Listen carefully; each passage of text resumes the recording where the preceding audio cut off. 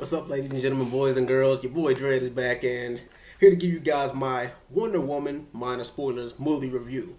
Now, I literally just got back from the movie theater an hour ago, and DC has, in some people's eyes, had a streak of below average movies, let's just call it that. But for me, in chronological order, I thought Man of Steel was average, slightly above average. I don't think people gave the movie Man of Steel the credit it deserved. Batman v Superman was mixed with mixed criticism. I didn't think it was that bad of a movie either, but I think the problem with Batman v Superman is people set the expectations too high. They expected it to be Avengers level good, and DC's sort of trying to do something different. Suicide Squad, it was below average in some people's eyes. But the thing is, that's one of the movies that I don't see where people, maybe, I don't know, maybe they saw something different than I did. And then we have Wonder Woman. Well done, DC. Well done. That's how you do an origin story. But this movie had about 3 or 4 different elements in it. It has an origin story, it's a war film, it's a Greek mythology film, and of course it's to set up the larger DC cinematic universe. And it kind of had the feel of Captain America, the First Avenger, and it also had the feel of the first Thor movie. Now, of course, this is in the DC Cinematic Universe, but the overall feel that I got from the movie was this was not a superhero movie. It was a war film and a history film / Greek mythology film with some superhero elements. And that's pretty much you can classify it as. Now, a lot of people come to superhero movies for the action, fighting, explosions, blah, blah, blah, yada, yada, yada, the whole 9 yards. But you can't forget to have, you can't forget to have a story, and you can't forget to have a character development, because now that's what people are asking for more so in a superhero movie than the action.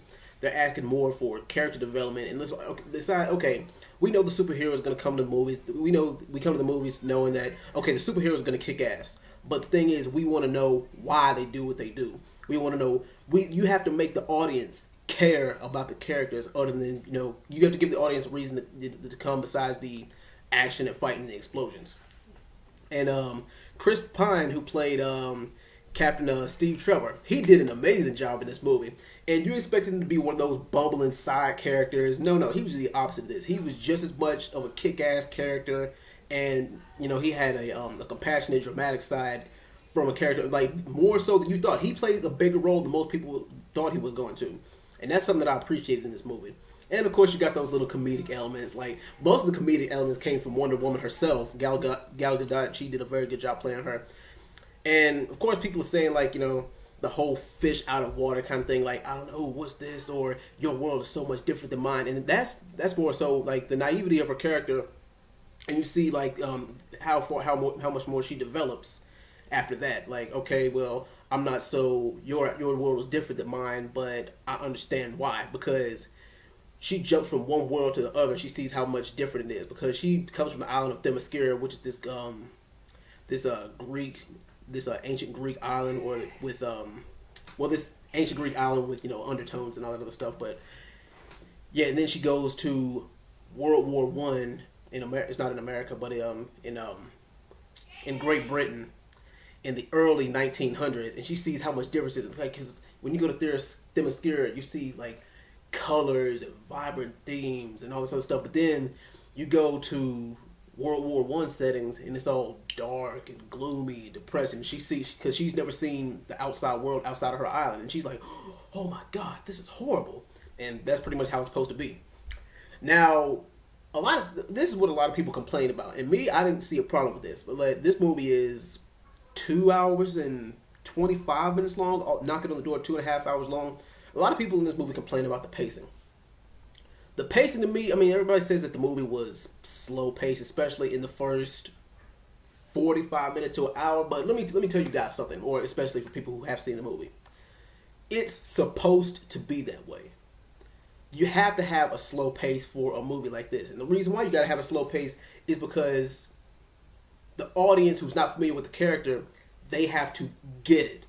They have to understand why the movie is paced. They have to understand why the movie is paced the way it is, because so they can have a better understanding of the character, because casual moviegoers, I mean, yeah, they're not really gonna understand it. You know, hardcore superhero fans or fans who have some kind of knowledge of the character or who have some kind of knowledge of Greek mythology, or even World War One, they are more in the know than somebody who just come to the movie and say, "Hey, I'm bored. Let's go to the movies. Let's watch Wonder Woman." But yeah, and the action. Do I even need to say it? The action of the movie is top notch. They might have went a little bit overboard with the CGI, especially in the last act of the movie. But come on, I mean, it's a DC movie, and you can see where Zack Snyder had his hand in help creating this movie. The acting in the movie was tremendous. I mean, all the actors and actresses, they did what they were supposed to do, and like they gave 110% in their performances, and you can't really ask for much more. But just my overall rating in this movie. For the action, I'll give it a 9. For the story, I'll give it an 8. For the acting, I'll give that a 9. The comedy, you don't really, I mean, there's a few comedic elements, so I'll go ahead and give that a 7. The, oh yeah, and the plot twist. I'm not going to spoil that, but I mean, you guys will know it exactly when you see it, because it has to do with Ares, the god of war, for all you Greek mythology heads. But overall, I will give Wonder Woman a solid 9 out of 10. I mean, like, you can't really ask for much more than that. I think, like, so far, this movie is probably the best out of the whole DC Cinematic Universe. All the movies, all right, let's see. Rating them from best to worst.